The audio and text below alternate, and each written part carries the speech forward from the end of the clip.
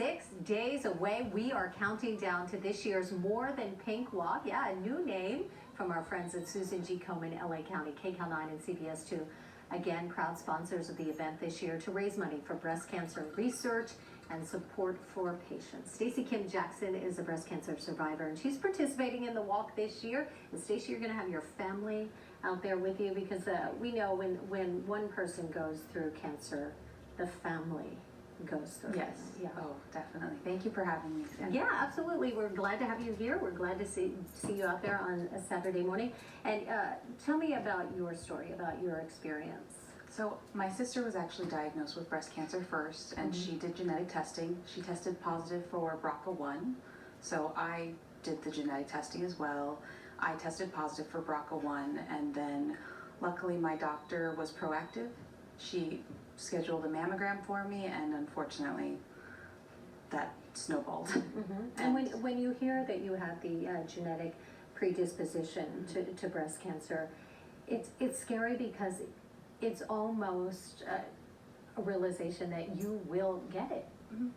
Yes, I think for me, the reality came sooner, and just to know that there are also other things that come with it: ovarian cancer, pancreatic cancer, and the risk goes up for those as well. And for something like this that is in your family, your sister is going through the battle, and this walk, what does it mean to you to be out there with fellow survivors? It means a lot, just because it's a community, and to see that cancer doesn't care who you are.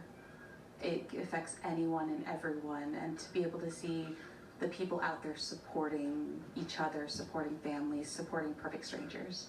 It's so refreshing that we now talk about it, the conversation about breast cancer. It's not an awareness campaign anymore. I don't think we have to make people aware of how prevalent it is and how everybody really is at risk. It's more about the research and the differences we're making, and the BRCA gene discovery is one of them that's so important. Yes.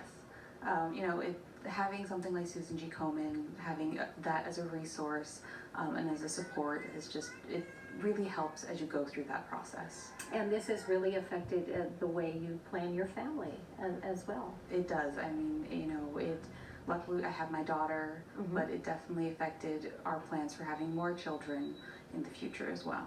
And you are still thinking about that? We're still thinking about that. I think we're going to try to have another, but then after that I'll have my ovaries removed because of the BRCA1. It affects so many aspects of life.